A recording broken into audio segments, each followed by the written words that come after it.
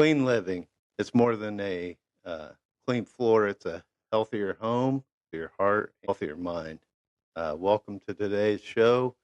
I'm Joe. I'm with Gordon today, Pastor Gordon Smith. Today we're doing an introductory episode, and hopefully you guys will stick around after this. So today we're going to just kind of introduce the company, the mission of this podcast, try to get to know me and a little bit about Pastor Gordon as well, and just how clean living is more than, like I said, more than just a clean floor or clean home. It's about a clean heart and mind as Yeah. well. Yeah. So welcome to the show. I hope you guys find something of value in this. We'll be throughout the podcast, we'll be giving some cleaning tips for your home and for your heart. Hopefully you'll give us grace, and like we try to give everyone else grace as well. Gordon, welcome today. I think I'm going to let you kick it off by interviewing me. All right. Well, that sounds like a good idea. You and I have been good friends for a long time, and think the world of you, bud. Thank I you. think this is a good time for you to be able to kind of express some of your faith and also how good of a man you are and all those things. I know you don't think that sometimes, but you are. And so I'm really proud of you and really excited about you and these endeavors. If you can just tell us a little bit about how Sam I Am, how it's gotten started, what its background is, and why this is even important to you at this stage in your life. Well, Sam I Am was founded by my father-in-law, Sam Hensley. He's a legend. I'm sorry to hear that. He started this business as a way to supplement his income. He had used it as a part-time job while he was working at Frito-Lay in Frankfurt, and he built it up to a company that could be a full-time job over the years, and he did it all by word of mouth and good work. He had done that for probably, I'm thinking about 16 years all together that he ran it. And he was talking about retiring, and I had worked with him off and on since 2012, I think. Right. I would take a vacation from my job at Dispatch during his busy time and help him clean carpets. That was my vacation. But I also was able to make some extra money that way, right. And I enjoyed it. It's a busy job. You're never just sitting around thinking, I want to go home. Right. You think about wanting to go home, but you're too busy. So I always enjoyed it. And when he started talking about retiring, I didn't want him to just sell it to anyone. No one in the family was interested. My wife or my sister-in-law, they had helped him growing up, and they didn't want to have anything to do with it. So he had told me wisely, and at first I was like, why do I need to quit now and come work with you? But Sam, he is a very smart guy. He is. He said you need to build these relationships and get to know the business even better. So I quit my job in May of 2018 and started working for him full time, meeting the people that we work with, learning the processes, and also working with some other people that were helping part time. So got to learn the business, and it was a wise decision that he made, and I'm glad that he did, because I couldn't imagine trying to take over the business not knowing everything that I did. So off and on, it's getting a little bit harder for him, which is He's surprising. Still legendary, though. When I first started, he could outwork me, no problem. I couldn't keep up with that guy. Yeah. But he just was nonstop, and carpet cleaning was a perfect job for him because he could stay busy, right, and keep his mind busy, keep his body busy, and he was good for it. So when I took over, Keith Brock was already working with us, and Keith's still with us to this day. I tried to carry on all the things that Sam had started. Right. I changed some chemicals. To me, they work really well. I tried not to change much of the process. Sam was big on his faith, and at the time I really wasn't in my faith when I first started back with him. I was off and on. I was probably a lukewarm Christian at that time. I knew of He Jesus. won't let you stay No, lukewarm. no, you got to make a stand. You're gonna be cold or hot with Yeah, Sam. yeah. So, and that was the great thing of working with Sam. And I wasn't going to church regular. My wife and I were just kind of in and out, and we couldn't get on the same page. But at one point, I remember just being like, I'm just going to go, and this is going to be a part of my life. Right. So Sam would always say, commit your works to the Lord, and He'll see that we prosper.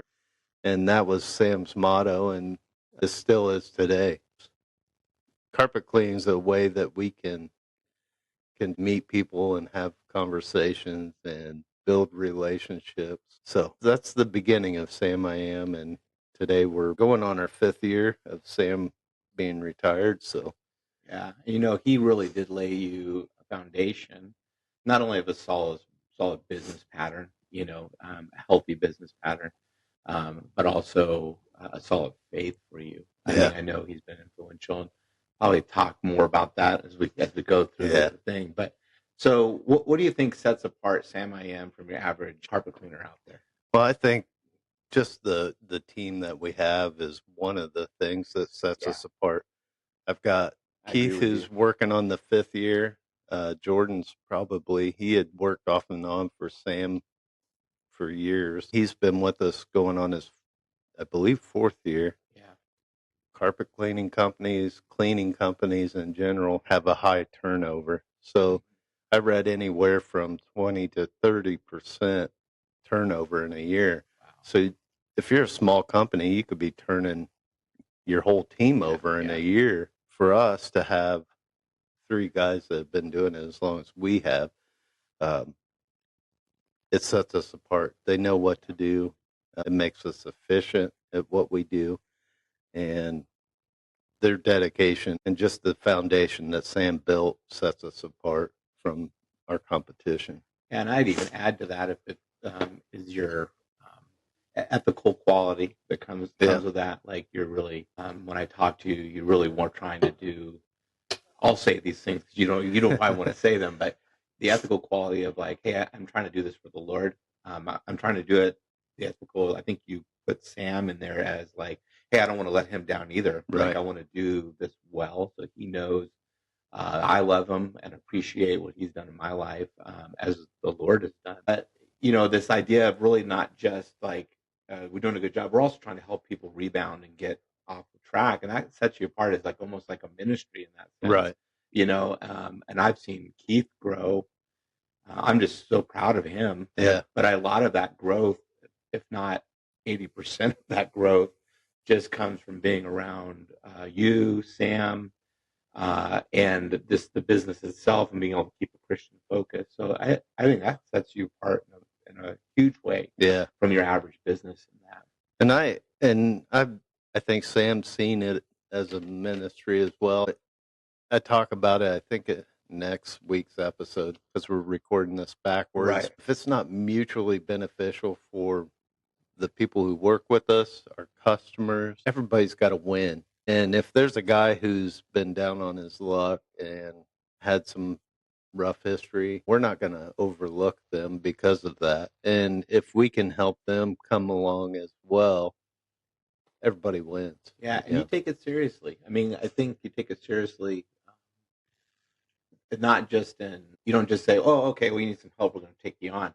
Is there sort of a process of kind of like trying to determine where are we at? Are we really on a serious taking a step forward? Right. And we want to help that. And I really have seen so many ways in which the Lord, just knowing you as a friend and watching the business, how God has used that to take people and move them forward in their faith. So now, okay, what would you like the customers to know that seems that about you, Sam I Am? I would say that we're dedicated to doing the best job possible. Another thing would be that we're a trustworthy organization. We're not looking to get over on anyone. We're trying to help people. We have a job to do, and we are trying to make a profit. But I tell people all the time, I'm not trying to retire off of you. I'm looking to build a relationship. Sure. Yeah. to where every time you need your carpet cleaned, you just call us and we're there for you. This business is carpet cleaning, but it's really more about relationships. If people know that they can depend on us to be there. Now, there's things that are outside our control, the Sure. weather being one Yeah. of them. But typically, we don't have to reschedule appointments. So if we make the commitment to be there, barring weather, we're going to be there. We try to work with people as much as possible and just build those relationships. So that's what keeps us going. And Sam started all that with the relationships. I mean, you can't go anywhere with that guy without him knowing Somebody. someone. Yeah, I know. He knows everybody. He I know. does. I know. But I would say too. I mean, just uh, you really do have a heart to serve, Yeah. and I would say your staff, those people working for you, and you have this heart just to serve people. And so I don't. When you do the business, there may be time it feels like I'm doing my job, right? And there's times we have to do that. But I always get a sense that you really you're like, I want to serve him. I want to serve the Lord, right? Right. And that's first and foremost. And then second is like, but you have a natural, I just want to serve people. And I want to, so I don't think that when you go out to carpet clean, I don't see it as like, let's just get this job done. I need to get it done. But like, hey, I want to really serve the Lord in Right. this somehow. So I see that in you guys. And I think customers would be blessed in that, your servant attitude and stuff. Yeah. We work with a lot of apartment complexes, and uh, I had a company send me a check. I think it was like $95, and I just separate the check from the pay stub, and I deposited it, and then I don't know. It was a busy season, so a few days later, a week or two, I Yeah. don't even know how long, but I go back to receive the invoices, and I'm like, this isn't my check. This is not my invoice number. Yeah. So the company had mailed me somebody else's, another vendor's check. Well, I go to the property and I take the stub and I said, hey, I was paid incorrectly. I need to figure out how to fix this. Yeah. And they're like, I can't believe you're even in here telling us this, and I'm like, well, I wouldn't feel right taking somebody else's money, I know. and I'm like, yeah, what do I need to do to correct this? So, things like that, there's integrity, trust. We're an honest company, and I would think that would be one area I would probably really have to put my foot down if somebody didn't have integrity and honesty working with us. So. Yeah, agreed. I'm currently the pastor over at Frankfurt Church of the Nazarene. We've known each other for going on 7 years roughly now and stuff, and you've really become one of my best, if not my best friend. Just we've had good conversations with you and me, but I'm just going to start back with testimony, kind of start back in there. I think that's the easiest. But growing up, I was a pretty good kid. My dad, I was a Marine. We grew up I grew up as a kid for the military and stuff, and loved it, everything about it. And then after we graduated, we moved out to Virginia. I started getting in the wrong crowd and started drinking, and then after I started drinking, I began to do drugs, and then just kind of just toppled. I just was in a band, thought I was going to be cool, and it was nothing really.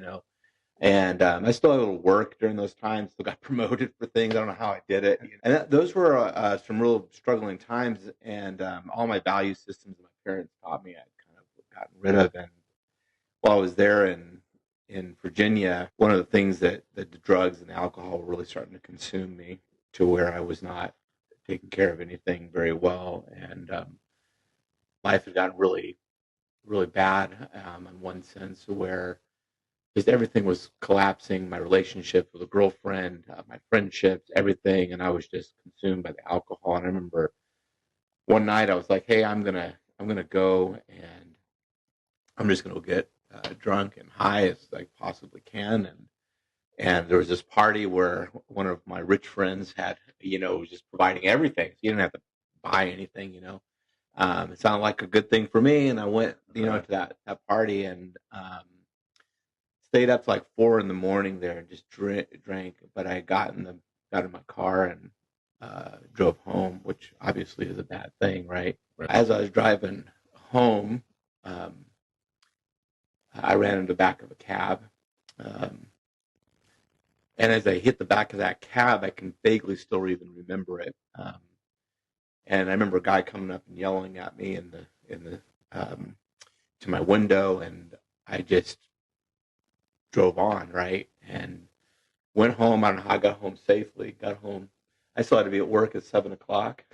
Right. Somehow I still got up, went to work, and I was still somewhat high, you know what I mean, from Yeah. everything, and not completely sober, but my boss didn't seem to care those things too much as long as I was there, right? Right. And it wasn't until about noon that day that I was like, oh my word. I just like ran into the back of a car and left the scene. I had no insurance at the time either.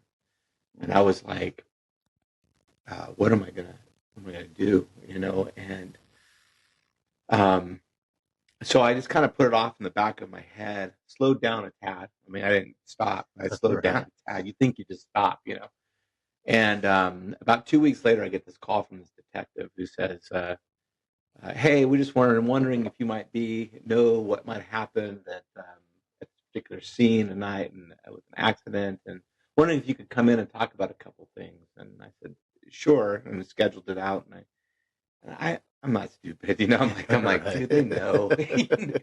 And I'm driving so the next day, as we scheduled, I was driving into the detective, and I'm going to talk to him.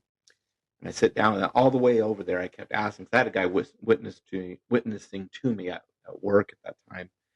And I was like, what would God want me to do? And I was like, he just want me to tell the truth. I mean, I wasn't saved. I didn't know the Lord. Yeah. And I get there, and the detective asks one question. I just spill the whole beans, right? I think he was disappointed because, like, he was good at what he did, you know. He was like seemed disappointed, but I just spilled the whole beans, told him everything, and he says, "Well, I'm going to try to make this as easy as possible, but you're going to need to get a lawyer. You're going to have to go," and he scheduled the court date out. Well, I started falling a real deep depression during that time. Felt like I shamed my family. You know, Yeah.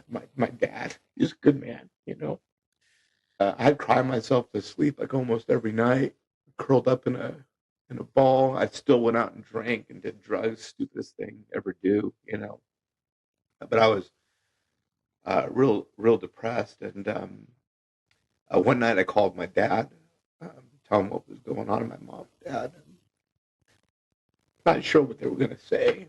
And my dad said, "I'm proud of you."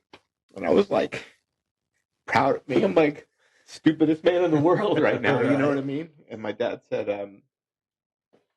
he says, well, a real man takes responsibility for his life and his mistakes. Right. And so I'm proud of you for that. My dad wasn't a Christian at the time, but boy, God was using him to set the stage of repentance for me. Right. I still would cry myself to sleep almost every night, felt ashamed, but at least I knew they were behind me, you know. Yeah. Well, as the date came to approach for the court date, I was getting more and more nervous, and I was still doing drugs and still drinking. Alcohol was really the one that really was the hardest for me. That was the one that was always turning me down. Um, and but I can remember, and my friend at work kept inviting me to his church. I can still remember the last time I took a drink of alcohol, and I went to this bar. I was going to get drunk again with all my friends, and we were hanging out. And I remember getting the glass, and I feel in this discussion of everything was just, and I just remember thinking, there's just got to be something better than this, you know. And I was like, what am I doing? And I just got up and walked out. I was going to go to my friend's church the next day. Um, and so I went home that night, and I went into church the next day, and the friend had been witnessing me was like almost like shocked, like didn't even know what to do. Right. Didn't expect me to be there.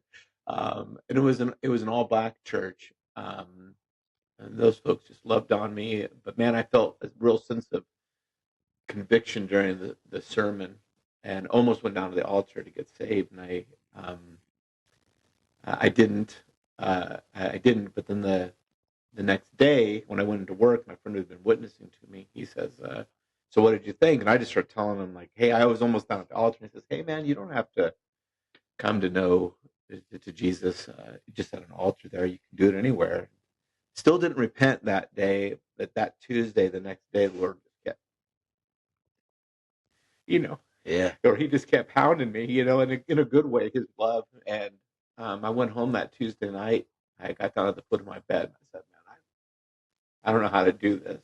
I said, "Every time I take control of it, it's all messed up." And I said, so I just asked for forgiveness from the Lord and got saved. After that, I still had to go to court, but I didn't have a lawyer. Yeah.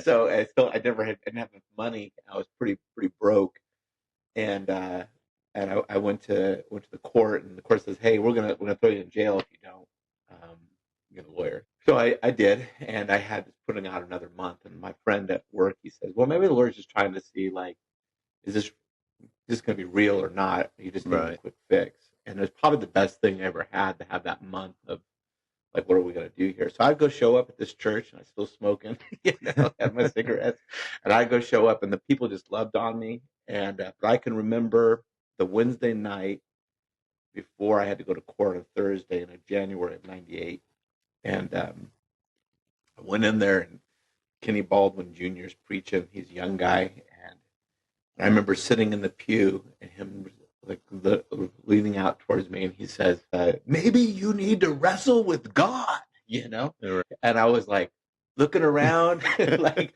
how does he know? I said, "Did you say something?" I didn't say anything. No. I'm like, how does this guy know everything that's going Right. on in my life? I got out of that service, and I got in my car, and I drove around DC for hours just wrestling with God. And I was scared. Yeah. And I said, "But whatever you think is good that will keep me in the faith, I'm all for it, Right. because I've already screwed up enough." And so the next day I went to court, and the judge kind of comes, and the judge gave one for me. They basically said, "We're going to give you 10 years. If in 10 years nothing else happens, it'll be expunged as if it never happened." And I was like, "Oh, that's the glory of God." Right. Yeah. But I'll try to go a little bit faster. I don't want to take up too much time. No, that's okay. But after I felt a call to become a pastor fast right afterwards, but I didn't know what that meant Right. exactly, and I didn't want to jump the gun, Right. because I was real emotional. I didn't want to jump the gun and assume on that, and so I ended up sensing to go back to New Mexico, where my dad had retired from the military, to go back there, and so I went back home there. And I didn't put the calling on the back burner, but I kind of was like, I told the Lord I wanted to mature in my faith before I started trying to pursue preaching and all those kind of things. So I kind of asked Him to help me with that. So it was kind of a few years. I started meeting my wife during that time, my now wife, Right. Stephanie.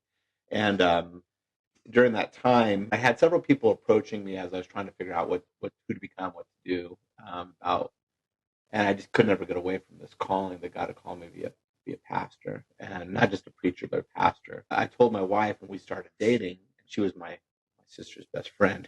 I said, "Look, if I really sense that God's calling me to be a pastor, and you're going to kind of have to want to do that." And Right. I said, "I just don't think it would work otherwise. It's not for everybody." And It's a special person yeah, it does. to And be a she's pastor's wife. Well, and her friends have constantly told her, like, "You're going to marry a pastor," which is what's funny.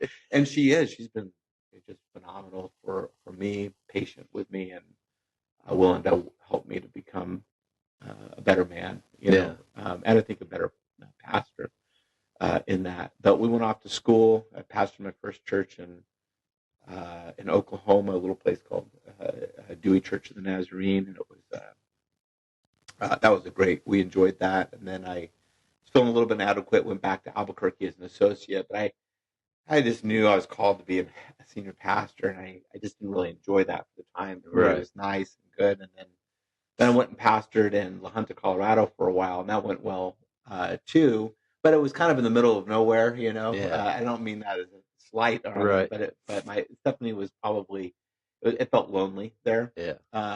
And then when we were searching to come, then when I felt like God was leading us on,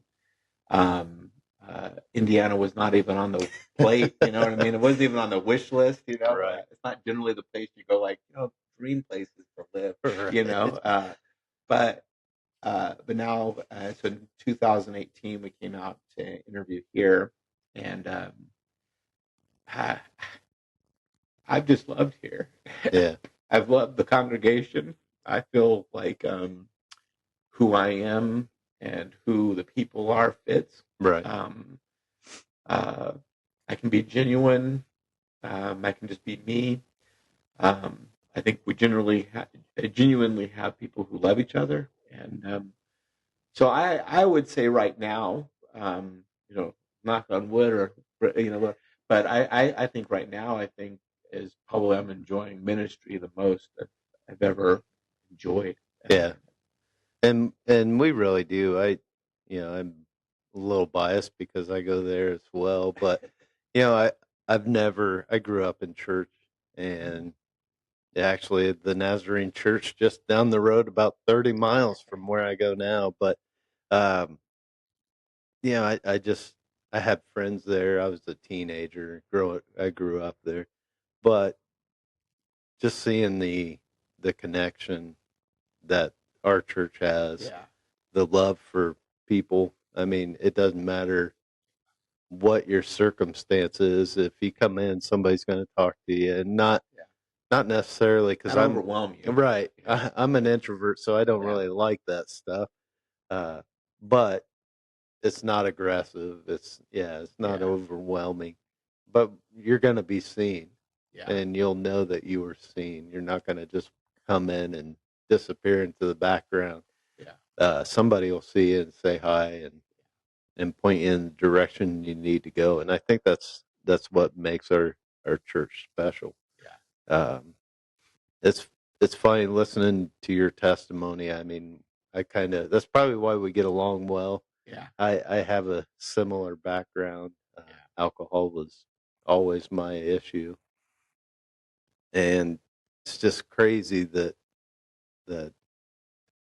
I would have never ended up in Frankfort, Indiana, had my life not fallen apart yeah. Me before that. too. We wouldn't even know each other if it Yeah. wasn't for the Uh, Lord's grace. I look back, and I wouldn't have met my wife had I not come to Frankfort, Indiana. I wouldn't have met Sam. And looking back now and seeing where I was before I came here and where I am now, I'm like, every step was God ordained, Yeah, and amen. even though I wasn't following, he was giving me some grace and mercy before I got here, Yeah, to follow him. I think, well, we've all struggled, and I think when you struggle like that, and mm, you have a pastor with real life experience who wasn't just the perfect person yeah. Although all you of his tease me life. about that all the time. You have since reached perfection, but that's one of the things that made me want to come to the church is after I talked to you and then sitting through your sermons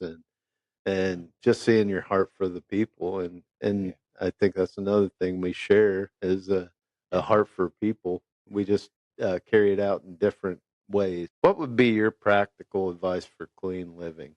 I know we have clean carpet, and then we have also a spiritual Mm. uh, need for cleanliness. I think some practical advice is that we're all searching for things that we think will make us happy. I mean, we just talked Right. about this last week, but I think everybody's searching for something that makes them feel content or a purpose Right. or value. And until you know you're valued by God, it's really hard to really do anything because every time you fail, then Right. you're like, well, I'm not right with God, right? The kind of things. I mean, I had somebody say something years ago who I was witnessing to, and she was struggling with whatever it was in her life, and I was inviting her to church, and she said, "I need to get some things right before I go to church." And I said, "Well, don't hear this wrong. I'm not trying to correct you, but it doesn't work that way. You got to let Him get right with you, Right. not you get right with Him." because I think what people are doing in clean living is we we think of ourselves like, well, I'm a pretty good person if I compare myself to the next person down Right. there, right? I don't never did drugs, or I didn't. I do some pretty much honest things, right? But until we are seeking Him and we know our value comes from Him, I don't think practical living is all that practical, Right. because you're searching for something to, either to say I'm better than everybody else, right? Which the Pharisees didn't go too well for them Right.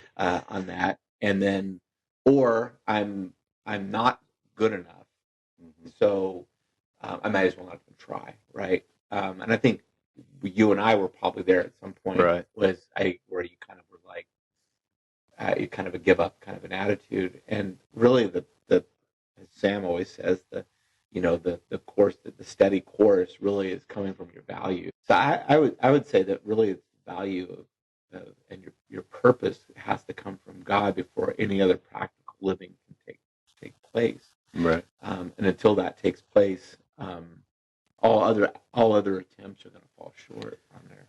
I had I had heard on a podcast this just a couple days ago, the Unashamed podcast with Mm-hmm. guys from Duck Dynasty. One of them said, and it really stuck out to me. I believe it was Jace, but he was talking about how Jesus had not only taught us how to live, but he taught us how to die. Mm. And he said, if you fear God, you don't have anything to fear because death isn't going to overcome us. We overcome death. But if you don't fear God, you have everything to fear. Yeah. And I look at my life and yeah, that's how it was. I was afraid of everything, and that's why I drank. I Yeah. was afraid of my choices always turning out bad.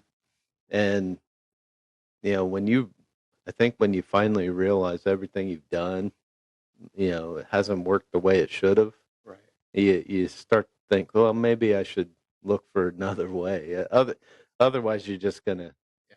it's never gonna end. You're gonna be in a cycle of bad decisions and unfulfilling life. Like you said, you're constantly looking for that thing to make you feel whole, but that thing is Yeah. not a thing. It's a person. It's Jesus Right. that will make that happen.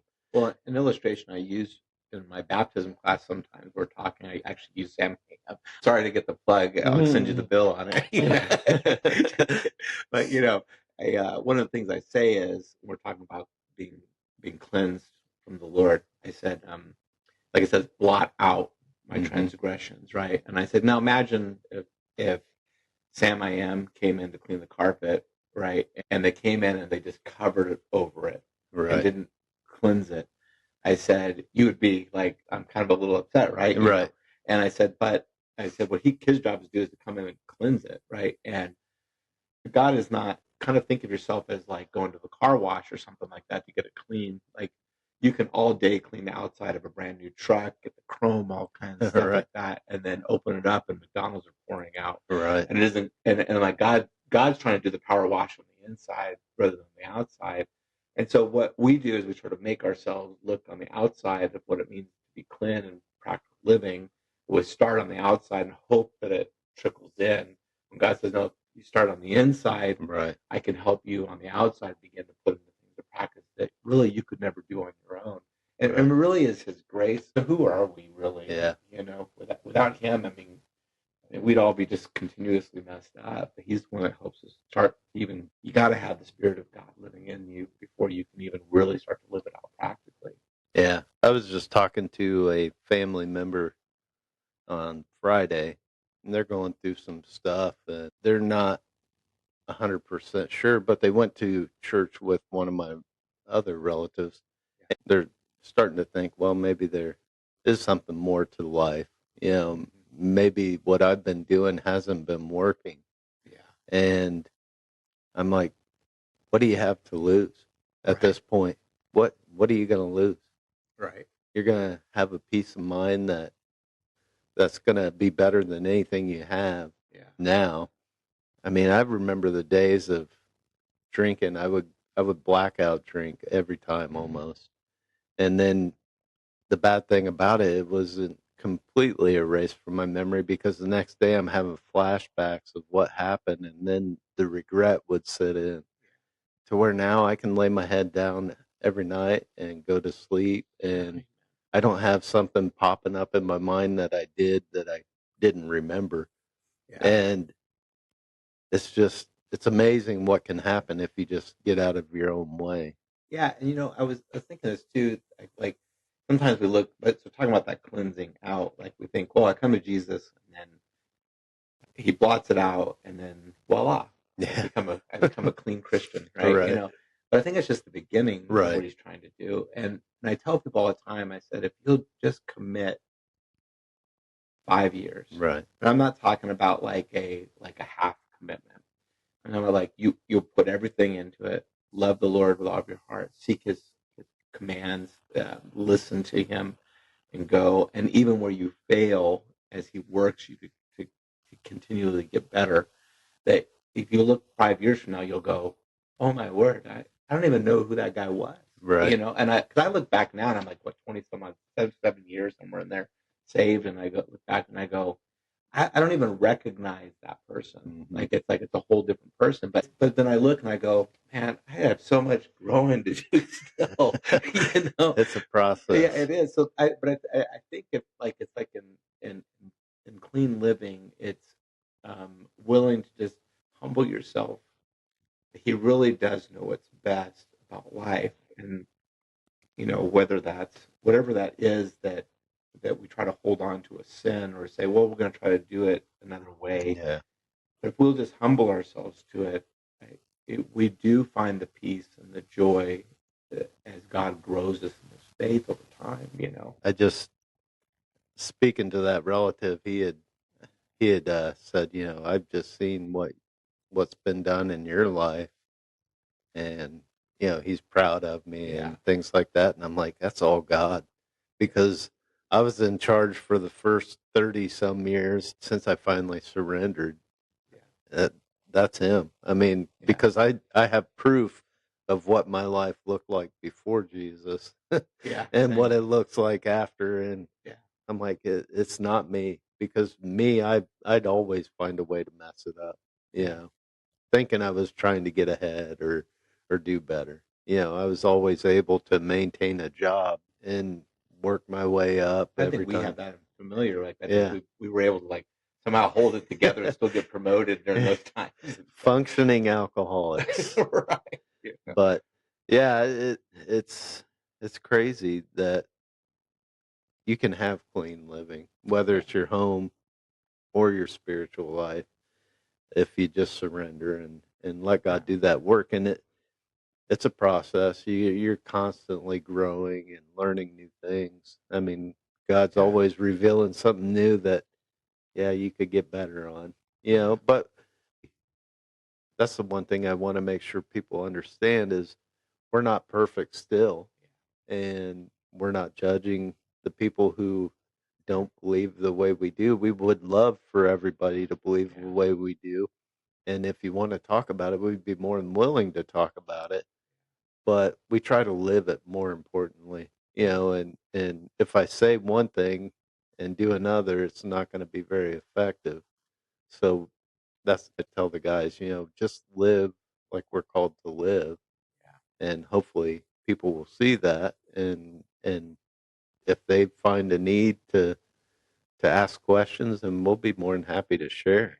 So just being honest here, I've struggled with being convicted to talk about my faith as a small business owner, because one, I think people may try to cause trouble, use that against you. I not worry, but I think about it. I don't want to turn anybody off from using Sam I Am, but at the same time, I got to be true to who I am. What would be your advice for a small business that's trying to be led by Christ? I mean, we still get in the way every now and then.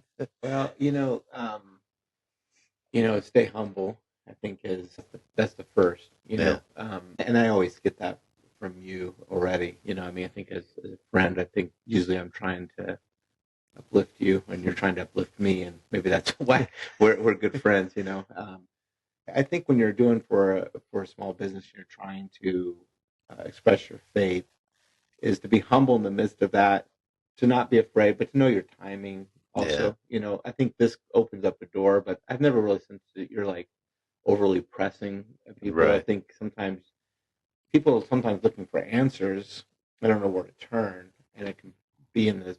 I mean, you've had experiences out there where you start talking to somebody, and somehow faith just gets brought up, and all Right. of a sudden you realize somebody's hurting, and like Right. all of a sudden you're ministering to somebody, and here you were trying to just to clean. But I think just being humble to the Lord really comes down to that.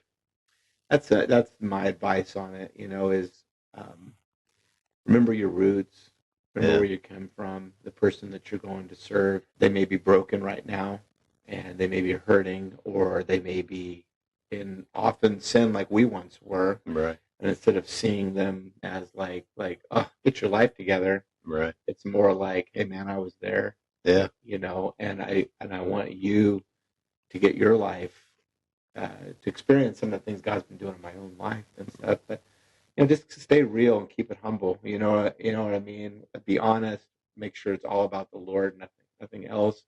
And I always, even as a pastor, I think to myself, like at the end of the day, I just want the Lord to be pleased with me. Right.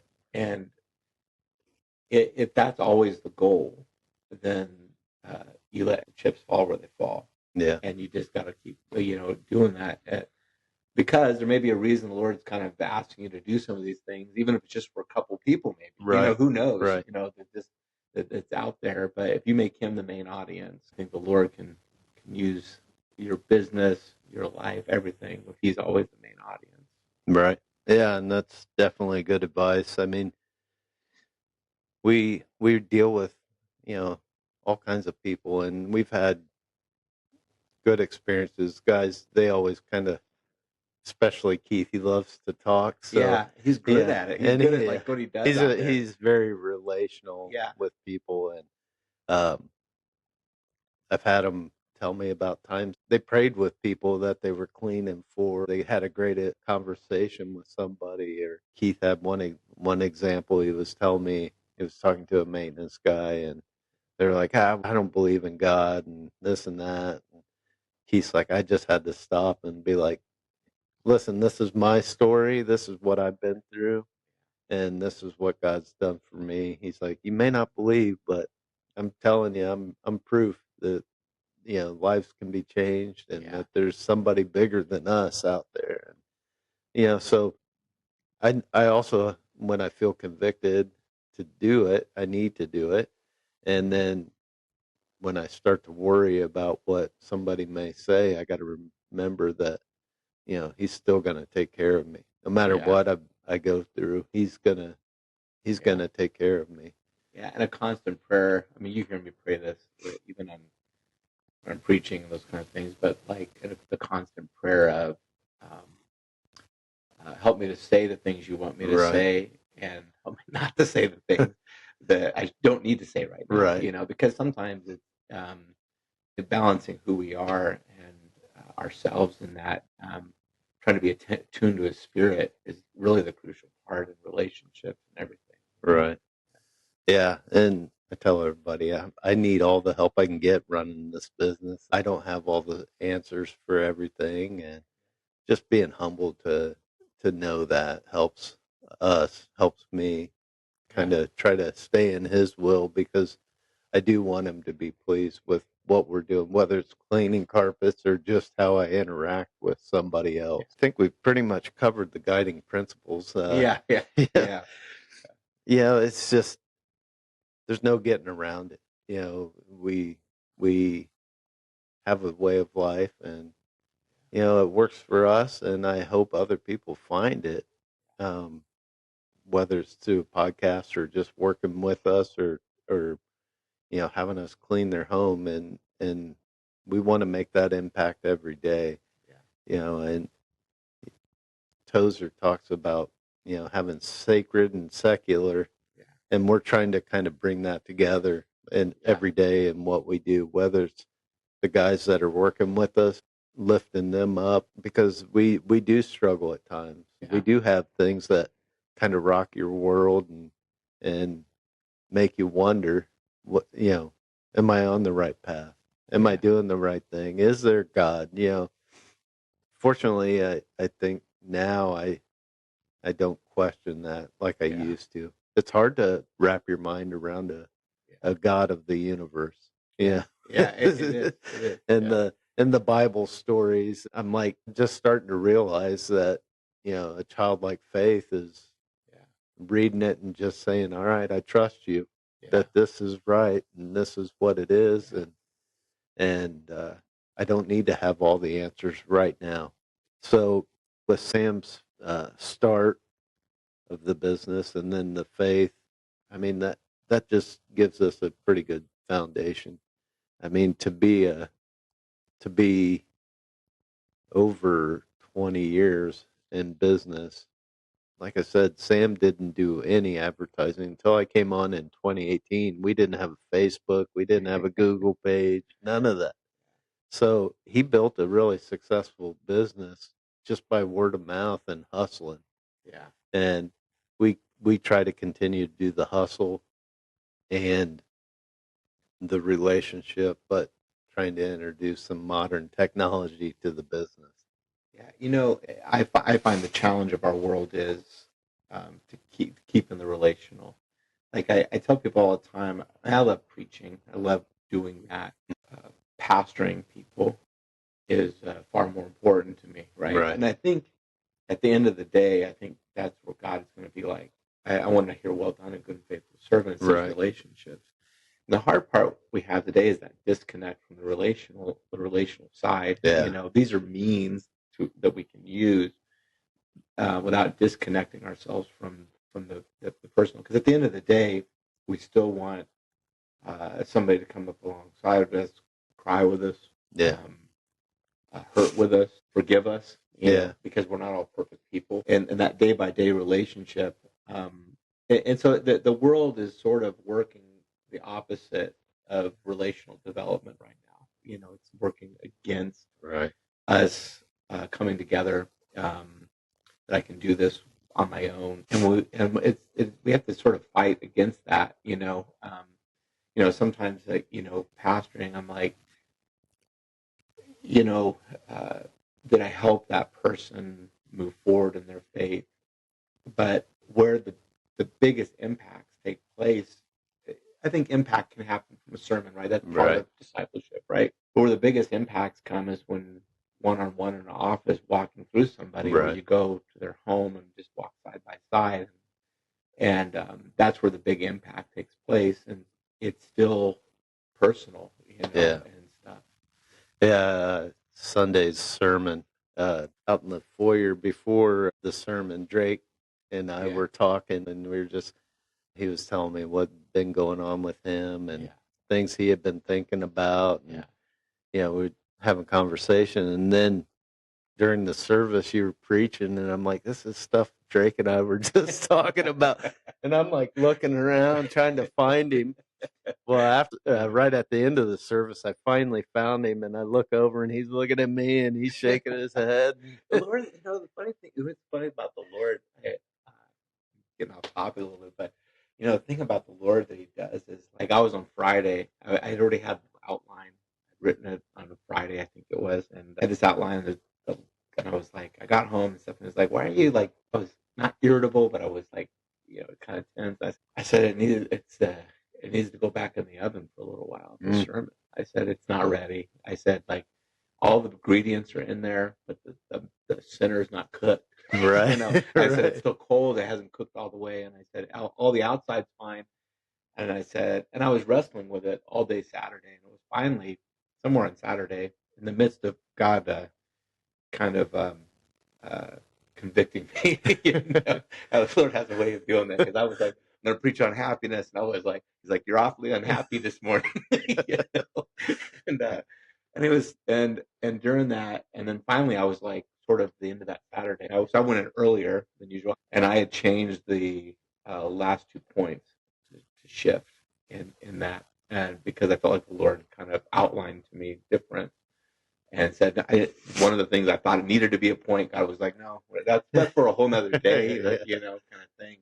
But, and that's the thing I think with the Lord, that whether it's in your business, whether it's in a sermon, God is working in the details of our life in a way that, like, you go, like, oh, man, how does the Lord know Right. that, and working through our personalities. I'm thankful that, like, God convicts us. Like, I don't see Right. conviction as a bad thing. I see it as like the Lord kind of going, and if we're listening, all those things go back to that cleaning. Like, it's that process of just continuously getting better with the Lord, and it doesn't happen overnight. No. It takes time to do it. But He's patient with us. Right. More than we deserve. Yeah. By far.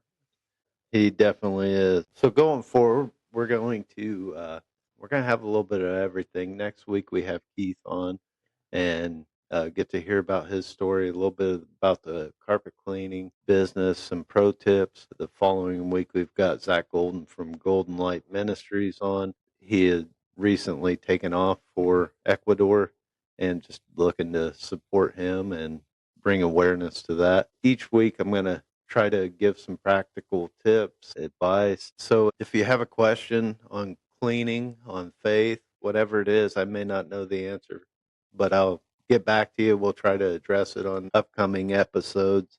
I'll leave the links in the description for the website or Facebook page. I also will be putting a 10% discount code in there for the month of February for any carpet cleanings or upholstery. Yeah. So,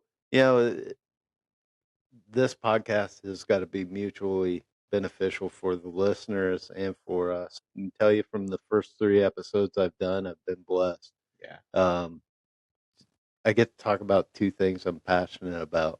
Yeah. About carpet cleaning. It's rewarding work. I've done a lot of things that and worked with people that I wouldn't have met had I not been doing this job. So I do that, and I get to talk about the Lord and the ways He's cleaned my life up. And to me, it's beneficial in so many ways. I mean, I've got 3 older kids and I've got 3 younger kids, and they've had completely different dads.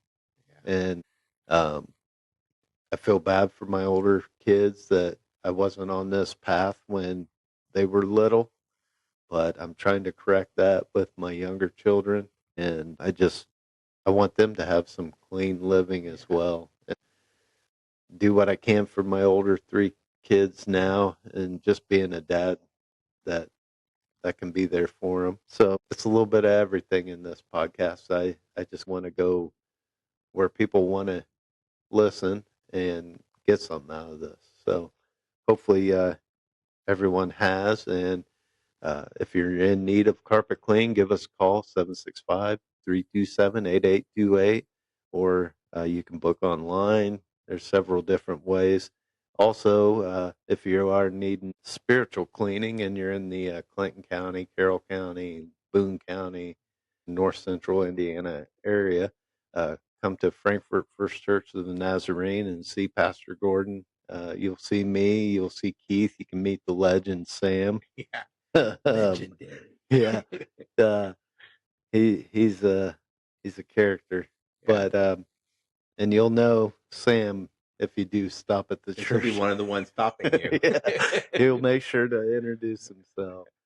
But I appreciate your time and your friendship, and it's always good when I get a chance to sit down and talk with you.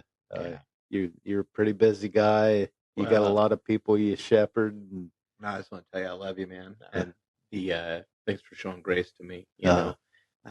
We talk about perfect. I'm not one, but I appreciate your friendship.